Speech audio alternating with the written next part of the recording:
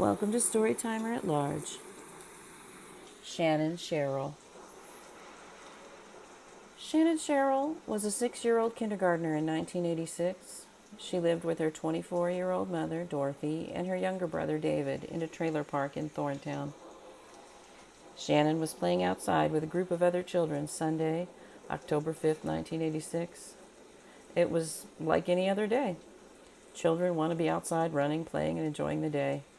Kids naturally gravitate toward one another when their homes are so close together. Thorntown, Indiana is a small town between Indianapolis and Lafayette, Indiana. Shannon was wearing a yellow sundress and was barefoot, according to newspapers of the time.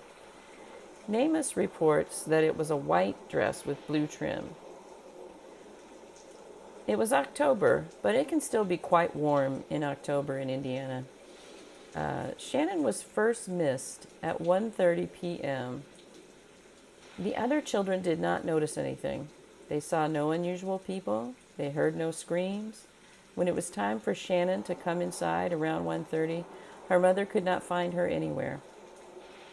Her disappearance had gone completely unnoticed. Her mother reported her missing immediately.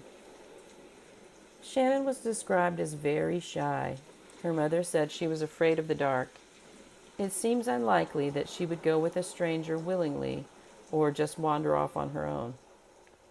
Was she taken into another trailer?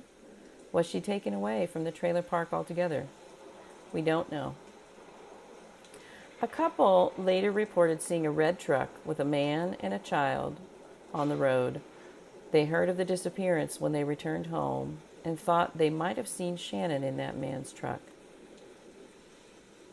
That's possible. It is possible that a stranger from out of town came to the Thorntown trailer park and abducted Shannon.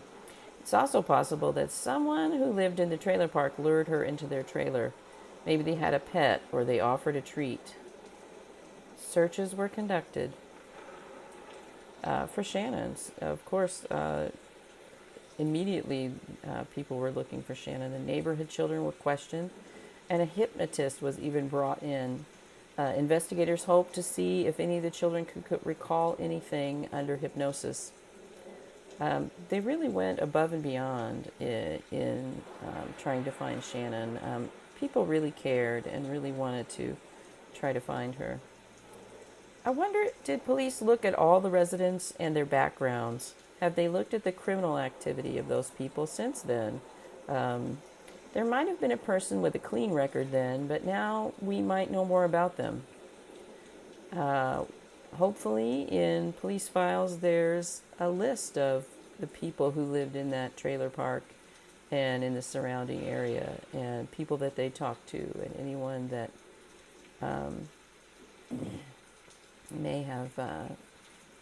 may be a person of interest. I know that kind of stuff is a tremendous task now, and police have new cases coming at them every day. But it would be a good idea to look at that. It'd also be a good idea to look at acquaintances of the family and anyone who came and went from the trailer park. Perhaps they weren't a resident, but a fairly regular visitor to the trailer park. I wonder if any long-term residents of that area could assist in naming people that might be subjects to look at.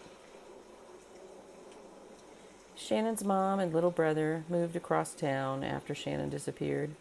Their trailer and the neighborhood held too many memories. Years after the disappearance, a woman called the family claiming to be Shannon. Shannon's father spoke to the woman on the phone. He was elated that he might soon see his little girl. But this turned out to just be a cruel hoax. Perhaps there is someone out there who knows something. Maybe it didn't seem important or particularly sinister at the time. Sometimes that little thing could mean a break in the case. Maybe someone knows something. Maybe they felt loyal to someone then, but they no longer feel that loyalty. Hopefully they will come forward and submit a tip. My usual method of researching has me looking up death certificates and looking on Find a Grave. And I kept trying to go in that direction and remembering that Shannon is just missing. She's not officially dead. She has not been found. No trace of her has turned up since that day in 1986 when she was taken. NamUs has a page about Shannon, and they have age progressed photos of her on the page. And I'll post the link to my blog in the comments under the video if you want to look at those. If you want to look at those photos, there's always hope that a case will be solved. There's always hope. If you have any information, please call the Thorntown, Indiana Police Department at 765-436-7677.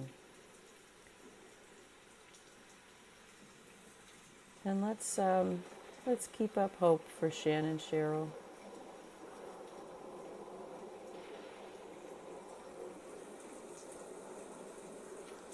If cases like this interest you and you want to see them solved, hit that thumbs up button for justice.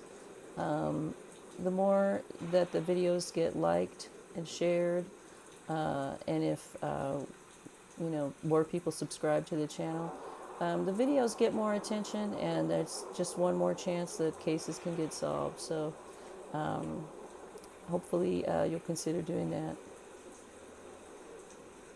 Let's keep our hope alive for Shannon.